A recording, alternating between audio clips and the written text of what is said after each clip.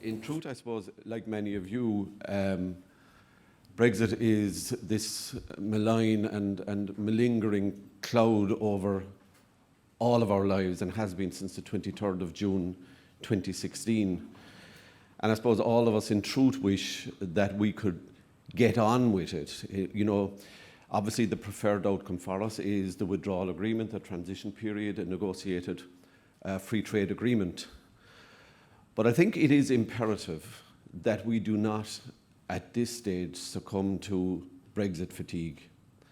And I want to assure you, whereas I think I understand the imperative for all of us to be here, I want to assure you that in the context of the government's response, that we remain entirely focused on the scale of the challenge and the preferred outcome, and are absolutely committed to working with the industry, and in particular the agri-food and fishery sector, which is the biggest indigenous industry in the Irish economy, to make sure that we come through this and that we bring all of our industry with us and all of their employees in that context. In that sense, I think, you know, in terms of a sporting analogy, it's important to recall, and those of you who may have watched the Munster football final, I see some Kerry people here, we should remember that, you know, outcomes are very often achieved by the most committed, whether that's in sporting terms or in business terms, or indeed as a state in the context of these negotiations. And we remain, you know, fully clued into the scale of the challenges. They're myriad in the context of the industry, in terms of tariffs and non-tariff barriers that may emerge for you doing business, in terms of the immediate impact in terms of currency fluctuations. And I mean, I think they are in these days responding to the rhetoric that we hear from the UK in the context of the leadership campaign that's underway in the Tory party. And I know that's putting a lot of pressure on businesses who are dealing with the UK on a daily basis. You know, that movement has made it more challenging for you. But I think in the context of where we're at in the UK, and I don't intend to overdwell on this, you know, it is important to remember that in campaign terms, we often campaign in poetry, but we govern in prose. And I don't think we should be distracted by a lot of the poetry that we're hearing from the contenders in the context of the UK leadership campaign. I think this government, and I am acutely aware of the challenges that come in governing, and particularly as a minority government, in building majorities in Parliament for government decisions. And I think in that context, it is somewhat reassuring in the context of what's happening in the UK to hear substantial critical voices around, you know, the consequences for the UK of a no deal. And of course, we're all familiar with in the context of this whole debate, particularly in Westminster for the last several months, around the influence of the ERG group. And I think it's very likely, and I don't intend to overdwell on the machinations of Westminster, but I think it's very likely that a counterbalance to the ERG will emerge in the context of the current Chancellor, for example, and others, including former Chancellors, who have said that they would consider all options available to them in the context of parliamentary procedures to ensure that the UK doesn't leave without a deal. So insofar as that's somewhat reassuring, we still nonetheless cannot afford to be in any way complacent about it, given the scale of the issues that are involved for us. And certainly, as I said, as a government, we remain focused on all of those. And I think over the last three budgets, the government has taken action to assist business and farming and the fishing community in particular to navigate the challenges of Brexit. The responses include a series of low-interest loan schemes, including the new Future Growth Loan Scheme, which will bring up to €300 million of loans to the market and will support strategic long-term investment in a post-Brexit environment for SMEs, the farming community and fishermen. This scheme is open to eligible applications since the 17th of April and will build on last year's €300 million Brexit loan scheme, which has already seen 585 applications approved up to the 14th of June this month. Budget of last year also saw the introduction of a Brexit resilience package for the agri-food sector of some 78 million, which included 44 million of direct payments to farmers and 27 million in Brexit-related supports for the food industry, and €7 million for our department's Brexit preparations. and I'm sure you'll hear more about that later from Eilish. The Commission recently announced a €50 million in support for the beef sector. It's being made available under the CMO regulation under the Common Agricultural Policy in response to market disturbances in the sector. The exceptional aid regulation was adopted last week at a meeting in Brussels, and the details of that scheme will be worked out shortly. My department has also been assisting the sector through market diversification and product diversification, and I've recently returned from a trade mission in that context with Tara in Japan and Korea. The department has obviously supported Bord Bia and the thinking house that we're in here today as part of that Brexit response. The department has also supported Bord Bia through its market prioritisation exercise undertaken to identify priority markets across the food and drink categories. As I've alluded to, trade missions are a critical part of that diversification, and not just Japan and Korea and the Asian region generally, which we've visited on multiple occasions, China in particular, where we've secured beef access recently, the consequences of the new Japan-EU trade agreement opening up significant opportunities there, and other countries, Korea, where we're working to progress a beef access application. And all of those markets are significantly performing for us now. And obviously that trade mission endeavour will continue to try and ensure that we have alternative market opportunities, but also cognizant of the fact that geography should always be a determinant of where we do our major trade, and also that the UK is probably the easiest market culturally to access for us, particularly in the context of smaller businesses, and in many respects is also the most financially rewarding market to be in. Beyond this, my department is supporting Teagasc in the development of a new national food innovation hub at Moore Park in Fermoy to assist in that product diversification. And those of you in the dairy industry in particular will be familiar with the exposure to the UK market, in particular in the context of cheddar cheese and the requirement to look at alternative formulations that might travel better in other market destinations. In response to the government's global footprint initiative, coupled with the department's market diversification strategy, we are expanding our staffing in critical international locations over the period to 2024. New agricultural attaché posts are being established in Mexico, Tokyo and Berlin in 2019, bringing the total number of agricultural attachés to 11. This number will increase to 12 when we appoint an attaché to our Seoul embassy in 2020. I myself am in ongoing consultation and engagement with relevant stakeholders on Brexit. My officials have hosted, as many of you have attended, stakeholder consultative committees, collaborated in Brexit seminars, enhanced our Brexit webpage, and issued sectoral guidance directly to operators by means of trader notices. We've also established a dedicated Brexit call centre. We're continuing to feed into the development of whole-of-government Brexit communication strategies. I continue to meet my counterparts throughout the European Union to explain Ireland's concerns, most recently with the French Minister on the issue of land bridge access, which is a critical aspect for us.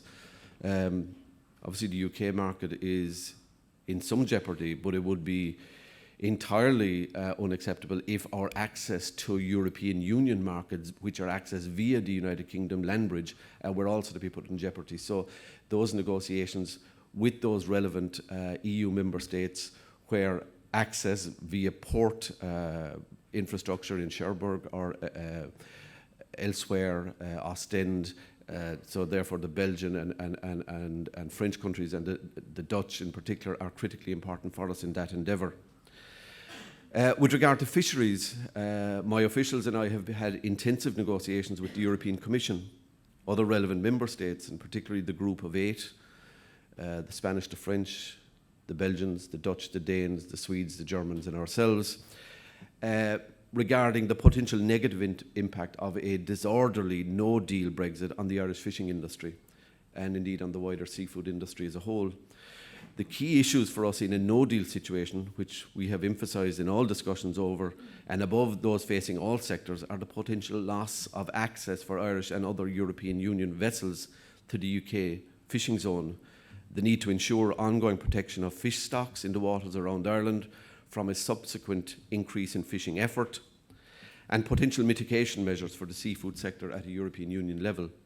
It is also important to be aware that in a no-deal situation, the European Union and Ireland could face significant loss of quota share. The outcome of discussions at a European Union level can be seen in the EU Brexit contingency plan that was published on the 10th of April last. This highlights fisheries as one of the most immediately critical issues facing the European Union in a no-deal Brexit context. I have been working with my officials within a whole-of-government effort to ensure the best possible outcome for the sector. My department has placed a heavy focus on having the necessary infrastructure, staffing and IT requirements in place, in particular in Dublin and Rosslare Europort. We have developed new processes and new ways of working. We are collaborating with other departments and agencies to ensure processes work as smoothly as possible. The overriding objectives of our efforts are to ensure we facilitate trade while meeting our legal obligations. And in that context, whatever the future trading relationship is, regrettably, it won't be as good as the trading relationship or as seamless as the trading relationship which we currently enjoy. I'm pleased to see progress in many areas of the Brexit Barometer's findings, but there are still some areas of concern. I'm delighted to see that 93% of companies have made progress in their Brexit preparations in the last year. I note that 68% are still uncertain about the impact of Brexit on their business. And I encourage you to use the expertise available here today, which have been outlined by Donal, to raise and hopefully get answers to some of your questions. I'm happy to see that 89% of firms have now actively mapped their supply chain. And I encourage you to continue to engage with your supply chain partners to ensure that they're as ready as you are ready. I'm pleased to see that companies' confidence in their ability to manage customs compliance has increased.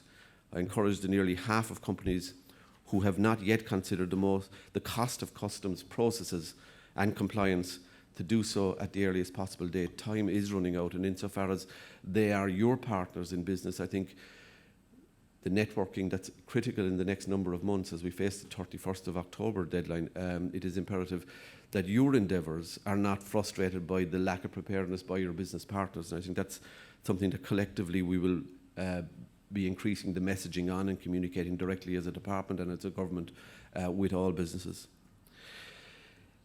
It is, though, nonetheless, in the context of the third iteration of the Brexit Barometer, I think it is clear that the graph is going significantly in the right direction, but there are still significant gaps, and that's of concern to all of us. The results show a good deal of preparations have been taken by companies, but there are, as I said, some more prepared than others. Whilst the Brexit Barometer's findings also show that 85% of respondents have applied for an EORI number, we know from work conducted by Revenue that many companies that trade with the United Kingdom are still not registered with Revenue or DAFM. I suspect that many of those are small and micro businesses, and I do appreciate the challenge for those businesses in particular, but I would say to them that this is a resource. Bord Bia, the department, other state agencies are a resource that are available to you to help in that regard. And I appreciate that many of those companies in particular are so preoccupied with the day-to-day challenges of successfully trading, can feel overwhelmed, and in that context making this process as simple as possible is the challenge for all of us, and I do appreciate the work that the department and in particular Bord Bia does in that regard. In addition, ensure you or your customs agents are familiar with the relevant SPS documentation and that you have the capacity to ensure documentation will be submitted within the relevant deadlines. If you're using the land bridge, which I've alluded to earlier, remember your goods must now travel under customs formalities, and if carrying animal products, you need to declare these on traces. I'm aware that I'm probably preaching to the converted, so don't forget the importance of talking to your network and encouraging all players along the chain to get ready. We don't want to see those who are unprepared to disrupt the trade of those who are making every effort. Staff from my department, as well as customs experts and indeed experienced people here in Bord Bia, are here today to listen, but to encourage you also to make the necessary preparations. It's an interesting array of presentations as outlined by Donal, and I think it makes for a very interesting morning's business. I'd like to acknowledge, in conclusion, the work being done by Tara and her team here. when I was appointed in May of 2016, some weeks before the vote in the UK, I had the opportunity to meet with the staff here in Bord Bia and the previous CEO, Aidan Cotter. And undoubtedly, there has been a significant shift in gears because of the challenge of Brexit in the context of market diversification, market prioritisation, working very closely with my own department, but working, I think, particularly closely with representatives of the ag, food and fisheries sector. And I think all of that team, and I've had the privilege of meeting them not just here, but around the world in the context of the work they do on our behalf with the network of embassies, agricultural attaches, and it is an impressive performance to behold. And I think some of you that I've seen here would have been on trade missions and would see that effort that's going in to make sure that we, as best as possible, meet the challenges that are associated with Brexit. This is a fantastic industry to work with. It is a really challenging time. As I said at the outset, we would hope that we can emerge from this challenge at the earliest possible date so we can get back to doing what we do best, and that is producing a high quality, sought after product offering to the global stage. And we do export presently to over 180 different countries around the world. That's a testament to you as food business operators, but also to our primary producers in the fishing and agriculture sector. And Brexit is an enormous challenge. It's a very significant market for us in the context of nearly 40% of what we export. It is our endeavour as a government to make sure that that market remains as significant as possible, though accessing it will be on terms that will not be as good as those terms that we currently enjoy. It is imperative, therefore, also in the context of the Brexit challenge that we engage deeper with our retail partners in the UK. And I know that Tara and I have been in the UK, met with many of the big players that we do business with on your behalf, and making the point to them that notwithstanding the challenges of Brexit, we are in this for the long haul. We are in the UK market for the long haul. We have made hard-won yards on supermarket shelves and elsewhere over many, many years, and we're not about to walk away from that. We are obviously being prudent in the context of alternative market opportunities, but none is as convenient geographically, and many pay the premium that the UK market pays in respect of the range of products. So I just want to assure you in the context of this event, and particularly the representatives of the ag-food sector that are here, that the government remains entirely focused on the scale of the challenge, the resources that will be required to assist us to come through the other side. And I again thank Tara and our team for the work that they're doing in that context. Thank you very much.